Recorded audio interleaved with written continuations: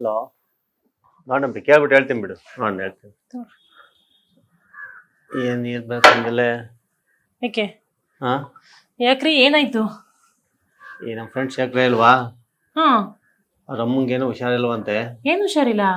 ಏನೋ ಗೊತ್ತಿಲ್ಲ ಹುಷಾರಿಲ್ಲ ಅಂತ ಹೇಳ್ಬಿಟ್ಟು ಹಾಸ್ಪಿಟ್ಲಿಗೆ ಕರ್ಕೊಂಡು ಹೋಗಿದ್ದಾರೆ. ಹಾ ಕರ್ಕೊಂಡೋದಾಗ ಏನೋ ಅಲ್ಲಿ ಏನೋ ಗೆಡ್ಡೆ ಏನೋ ಐತೆ ಅಂತ ಇದು ಮಾಡಿದ್ರಂತೆ. ಹಾ ಏನೋ ಈಗ ಅದು ಹುಷಾರಾಗಲ್ವಂತೆ, ಏನೋ ಬದುಕ ಸ್ಥಿತಿನೇ ಇಲ್ಲ ಅಂತ ಹೇಳ್ತಾ ಇದ್ದಾರೆ. ಗೆಡ್ಡೆನಾ? ಹಾ ಏನ್ ಗೆಡ್ಡೆ?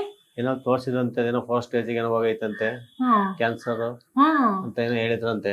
ಏನ್ ಮಾಡೋದು ಅಂತ ಗೊತ್ತಾಯ್ತಿಲ್ಲ ಕಣೆ. ಶೇಖರ ನಮ್ಗೆ ತುಂಬಾ ಸರಿ ಸಹಾಯ ಮಾಡಿದ್ದಾರೆ. ಏನ್ ನೋಡ್ತಿದೀಯ ಫೋನ್? ಏನೋ ಮಾತಾಡ್ತಿದ್ರೆ. ಇರ್ರಿ ಒಂದ್ ನಿಮಿಷ.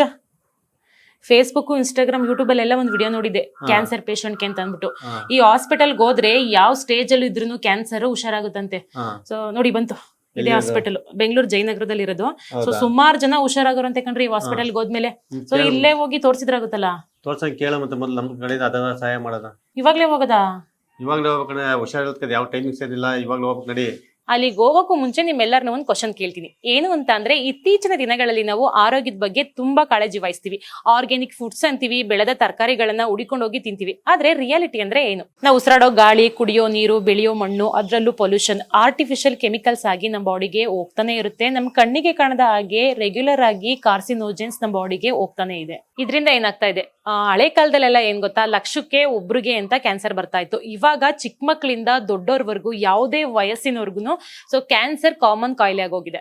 ಒಂದ್ ವೇಳೆ ಕ್ಯಾನ್ಸರ್ ಬಂದ್ರೆ ಏನ್ ಮಾಡ್ತೀರಾ? ಕ್ಯಾನ್ಸರ್ ಬರದ್ ಬೇಡ, ಹೇಳ್ತಾ ಇರೋದಷ್ಟೇನೆ. ಸೊ ಕ್ಯಾನ್ಸರ್ ಬಂದ್ರೆ ಮಾಡರ್ನ್ ಸೈನ್ಸ್ ನಂಬ್ತೀವಿ, ಲಕ್ಷಗಟ್ಲೆ ದುಡ್ಡು ಖರ್ಚು ಮಾಡ್ತೀವಿ, ಅಂಡ್ ಆರ್ಟಿಫಿಷಿಯಲ್ ಕೆಮಿಕಲ್ಸ್, ರೇಡಿಯೇಷನ್ಸ್ ನ ಕೊಡಿಸ್ತೀವಿ. ಗ್ರೌಂಡ್ ರಿಯಾಲಿಟಿ ಏನು ಅಂತ ನಿಮ್ಗೆ ಗೊತ್ತಾ? ಈ ಆರ್ಟಿಫಿಷಿಯಲ್ ಟ್ರೀಟ್ಮೆಂಟ್ಸ್ ಇಂದ 100% ಸಕ್ಸಸ್ ಇದೆಯಾ? ಕೆಲವು ಸಂದರ್ಭಗಳಲ್ಲಿ ಕ್ಯಾನ್ಸರ್ ಗಿಂತ ಕೊಡೋ ಟ್ರೀಟ್ಮೆಂಟ್ ನಿಂದ ಆಗೋ ಸೈಡ್ ಎಫೆಕ್ಟ್ ನಿಂದಾನೇ ಮನುಷ್ಯ ನರಕ ಅನುಭವಿಸ್ತಾ ಇದ್ದಾನೆ ಅಂಡ್ ಫೇಲ್ಯೂರ್ ನ ನೋಡ್ತಾನೆ ಇದ್ದಾನೆ. ನಂಗೊಂದು ಡೌಟ್ ಬಂತು. ಆರ್ಟಿಫಿಷಿಯಲ್ ಲೈಫ್ ಸ್ಟೈಲ್ ನಿಂದ, ಕೆಮಿಕಲ್ಸ್ ನಿಂದ ಬಂದಂತಹ ಕ್ಯಾನ್ಸರ್ ಮಹಾಮಾರಿನ ಇನ್ನೊಂದು ಆರ್ಟಿಫಿಷಿಯಲ್ ಟ್ರೀಟ್ಮೆಂಟ್ ನಿಂದನೇ ಹೊಡಿಬೇಕಾ? ಮಾತ್ರ ಪ್ರಕೃತಿ ಇದೆ, ಇದಕ್ಕೆ ಸೊಲ್ಯೂಷನ್ಸ್ ಇಲ್ವಾ?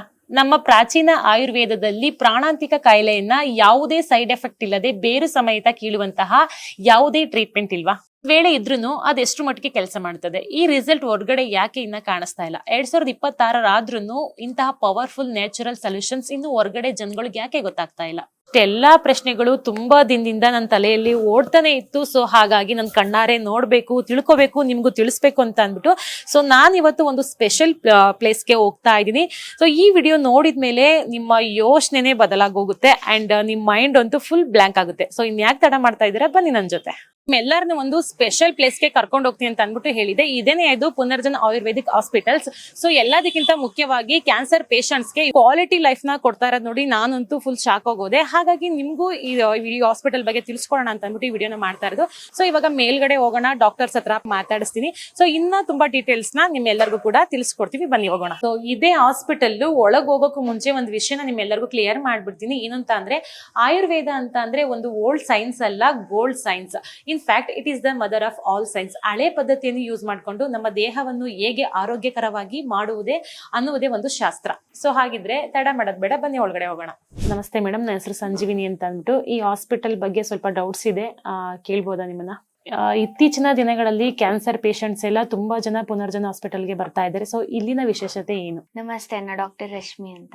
ನೀವ್ ಕೇಳ್ದಂಗೆ ತುಂಬಾ ಜನ ನಮ್ಮ ಹಾಸ್ಪಿಟಲ್ಗೆ ಇತ್ತೀಚೆಗೆ ಬರ್ತಾ ಇದ್ದಾರೆ.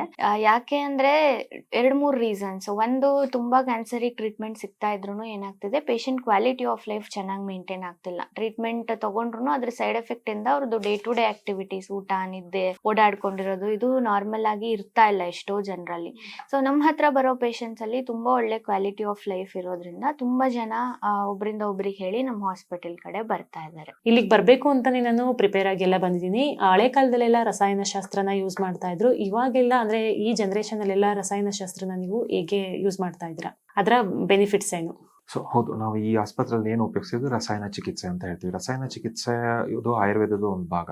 ಹೌದು, ಇದು ಒಂದು 1000 ವರ್ಷಗಳ ಹಳೇದಾಗಿದ್ರು ಕೂಡ.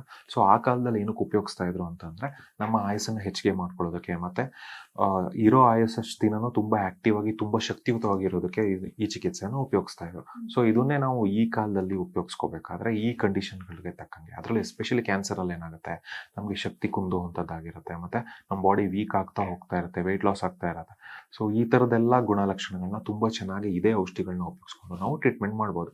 ಸೊ ಆ ಕಾಲದ ಒಂದು ಚಿಕಿತ್ಸೆಯಲ್ಲಿರುವಂತಹ ಒಂದು ಒಳ್ಳೆಯ ಅಂಶಗಳನ್ನ ಈ ಕಾಲದ ರೋಗಗಳಿಗೆ ಕರೆಕ್ಟಾಗಿ ಉಪಯೋಗಿಸ್ಕೊಂಡು ನಾವು ಒಂದು ಒಳ್ಳೆಯ ಚಿಕಿತ್ಸೆಯನ್ನು ನಾವು ನೀಡ್ತಾ ಇದ್ದೀವಿ. ಆಯುರ್ವೇದ ಅಂತ ಅಂದ್ರೆ ತುಂಬಾ ಹಳೇದದು. ಸೊ ಇವಾಗಿನ ಜನರೇಷನ್ ಅಲ್ಲಿ ನೀವು ಅದನ್ನ ಕೊಡ್ತಾ ಇದ್ದೀರಾ ಅಂತ ಅಂದ್ರೆ ಅದಕ್ಕೆ ಏನಾದ್ರು ಪ್ರೂಫ್ ಇದೆಯಾ, ಬುಕ್ಸ್ ಈ ತರದ್ ಏನಾದ್ರು ಇದೆಯಾ? ನೀವ್ ಹೇಳ್ದಂಗೆ ಆಯುರ್ವೇದ ತುಂಬಾ ಹಳೆ ಪದ್ಧತಿನ 5,000 ವರ್ಷ ಹಿಂದಿಂದು ನಮ್ಮ ಹತ್ರ ಸಿಗೋ ಪ್ರೂಫ್ಸ್ ಗಳು. ಸೊ ನಾವು ಕೊಡೋ ಟ್ರೀಟ್ಮೆಂಟಿಗೂ ಅದೇ ಪ್ರೂಫ್ಸ್. ಫಾರ್ ಎಕ್ಸಾಂಪಲ್ ನೀವು ಬುಕ್ ಗಳು ನೋಡ್ಬೇಕಂದ್ರೆ ನಾವು ಸಾಮಾನ್ಯವಾಗಿ ರೆಫರ್ ಮಾಡುವಂತದ್ದು ಚರಕ ಸಂಹಿತ, ಸುಶ್ರುತ ಸಂಹಿತ, ವಾಗ್ಭಟ ಸಂಹಿತ, ಅಷ್ಟಾಂಗ ಹೃದಯ ಅಂತೆಲ್ಲ ಇರುತ್ತೆ ಬುಕ್ಸ್ ಗಳು. ಅದ್ರ ಜೊತೆಗೆ ಚಕ್ರದತ್ತ, ರಸರತ್ನ ಸಮುಚ್ಚಯ ಈ ತರ ಲಿಸ್ಟ್ ಮಾಡಕ್ ಹೋದ್ರೆ ಸಾವಿರಾರು ಬುಕ್ ಗಳಿದೆ. ಬಿಕಾಸ್ ಅಷ್ಟು ಹಳೆ ಹಿಸ್ಟ್ರಿ ಇರೋದ್ರಿಂದ ಎಷ್ಟೊಂದು ಬುಕ್ ಗಳಿದೆ. ಸೊ ಆ ಬುಕ್ ಗಳ ಆಧಾರದ ಮೇಲೆನೆ ನಾವು ಈ ಮೆಡಿಸಿನ್ಸ್ ನ ಸೆಲೆಕ್ಟ್ ಮಾಡಿ ಈ ಫಾರ್ಮುಲೇಷನ್ ಮಾಡಿರುವಂತದ್ದು. ಸೊ ಎಲ್ಲದಕ್ಕೂ ಆಯುರ್ವೇದನೇ ಬೇಸ್. ಈ ರಸಾಯನ ಟ್ರೀಟ್ಮೆಂಟ್ ಇಂಗ್ಲಿಷ್ ಮೆಡಿಸಿನ್ ಗೆ ಆಲ್ಟರ್ನೇಟಿವ್ ಇಲ್ಲ ಇದೇ ಮೇನ್ ಟ್ರೀಟ್ಮೆಂಟಾ?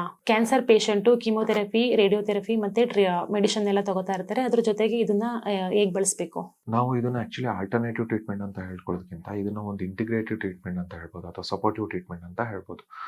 ಇವಾಗ ಯಾವುದೇ ಒಂದು ಕ್ಯಾನ್ಸರ್ ರೋಗಿ ತನ್ನ ಚಿಕಿತ್ಸೆಗಾಗಿ ಕೀಮೋಥೆರಪಿ ಅಥವಾ ರೇಡಿಯೋಥೆರಪಿ ತಗೊಳ್ತಾ ಇರಬೇಕಾದ್ರೆ ನಮ್ಮ ಬಾಡಿಗೆ ಹಾರ್ಮ್ ಆಗ್ತಾ ಇರುತ್ತೆ. ಆಲ್ರೆಡಿ ಕ್ಯಾನ್ಸರ್ ನಮ್ಮ ಬಾಡಿನ ವೀಕ್ ಮಾಡ್ತಾ ಇರುತ್ತೆ. ಜೊತೆಗೆ ಈ ಚಿಕಿತ್ಸೆಗಳು ಕೂಡ ನಮ್ಮ ಬಾಡಿನ ವೀಕ್ ಮಾಡ್ತಾ ಇರುತ್ತೆ. ಅದನ್ನು ತಡ್ಕೊಳ್ಳುವಂಥ ಶಕ್ತಿ ಬೇಕು. ಸೊ ಅಲ್ಲೇ ನಮ್ಮ ಮೆಡಿಸಿನ್ ತುಂಬ ಉಪಯೋಗಕ್ಕೆ ಬರುವಂಥದ್ದು. ಸೊ ನಮ್ಮ ಮೆಡಿಸಿನ್ನು ಅದ್ರ ಜೊತೆಗೆ ಪ್ಯಾರಲಲ್ ಆಗಿ ತಗೊಂಡಾಗ ಒಂದು ಒಳ್ಳೆಯ ರಿಸಲ್ಟ್ನ ನಾವು ನೋಡ್ಬೋದು. ಸೊ ಇದನ್ನೇ ನಾವು ಇಂಟಿಗ್ರೇಟೆಡ್ ಥೆರಪಿ ಅಂತ ಹೇಳ್ತೀವಿ. ನೀವು ಕೊಡೋ ಮೆಡಿಸಿನ್ ನ ಮೆಕಾನಿಸಮ್ ಏನು? ಸೊ ನೀವು ಈಗ ಆಲ್ರೆಡಿ ನಮ್ಮ ಪೇಷಂಟ್ಸ್ ನೆಲ್ಲ ಬೆಳಗಿಂದ ನೋಡಿರ್ತೀರಾ ಅಂಡ್ ಕ್ಯಾನ್ಸರ್ ಬಗ್ಗೆ ಒಂಚೂರು ನೋಡ್ಕೊಂಡ್ ಬಂದಿರ್ತೀರಾ. ಸೊ ಏನು ಅಂತ ಗೊತ್ತಾಗಿರುತ್ತೆ. ಕ್ಯಾನ್ಸರ್ ಅಂದ್ರೆ ಸಾಮಾನ್ಯವಾಗಿ ನಮ್ಮ ದೇಹದಲ್ಲೇ ಇರೋ ಯಾವ್ದೋ ಒಂದ್ ಸೆಲ್ಲು ಅದ್ರ ನಾರ್ಮಲ್ ಕೆಲಸನ ಮರೆತು ಅಬ್ನಾರ್ಮಲ್ ಆಗಿ ಮಲ್ಟಿಪ್ಲೈ ಆಗಕ್ಕೆ ಸ್ಟಾರ್ಟ್ ಮಾಡುತ್ತೆ. ಅದು ಹಾಗೆ ಮಲ್ಟಿಪ್ಲೈ ಆಗಿ ಆಗಿ ಆಗಿ ಅದು ಒಂದು ಗಡ್ಡೆ ತರ ಆಗುತ್ತೆ ಸಾಮಾನ್ಯವಾಗಿ. ಸೊ ನಾವು ಕೊಡೋ ಮೆಡಿಸಿನ್ಸ್ ಅಲ್ಲಿ ಏನ್ ಮಾಡುತ್ತೆ ಮೆಡಿಸಿನ್ಸ್ ಅಂದ್ರೆ ಆ ತರ ಅನ್ವಾಂಟೆಡ್ ಆಗಿ ರ್ಯಾಪಿಡ್ ಮಲ್ಟಿಪ್ಲಿಕೇಶನ್ ಆಗ್ತಿರೋಂತ ಸೆಲ್ಗಳನ್ನ ಆದಷ್ಟು ನಾರ್ಮಲೈಸ್ ಮಾಡಕ್ಕೆ, ಅಂದ್ರೆ ನಾವು ಸಾಮಾನ್ಯವಾಗಿ ಅದನ್ನ ಆಯುರ್ವೇದದಲ್ಲಿ ಧಾತು ಸಾಮ್ಯತೆ ಅಂತ ಹೇಳ್ತೀವಿ.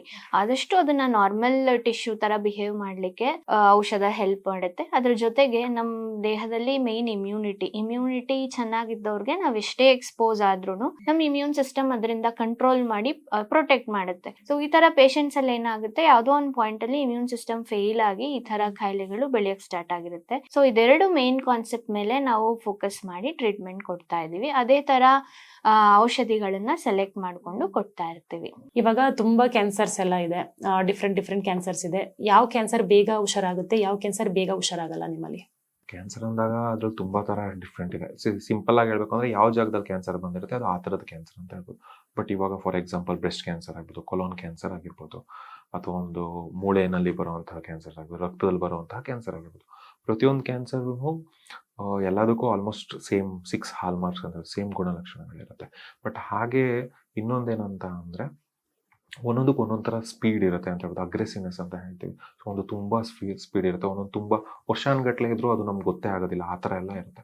ಸೊ ಯಾವುದೇ ಥರ ಕ್ಯಾನ್ಸರ್ ಬಂದ್ರೂ ನಮ್ಮಲ್ಲಿ ಈ ಏನು ಗುಣಲಕ್ಷಣಗಳಿದೆ, ಸೊ ಅದರಿಂದ ನಾವು ಚಿಕಿತ್ಸೆಯನ್ನು, ನಮ್ಮ ಔಷಧಿಗಳಿಂದ ಏನು ಚಿಕಿತ್ಸೆಯನ್ನು ಕೊಡ್ತೀವಿ, ಅದರಿಂದ ಅವ್ರಿಗೆ ಆಗ್ತಾ ಇರತಕ್ಕಂಥ ಏನು ಪ್ರಾಬ್ಲಮ್ಸ್ ಏನಿದೆ ಅದನ್ನು ನಾವು ಟ್ರೀಟ್ ಮಾಡ್ಬೋದು.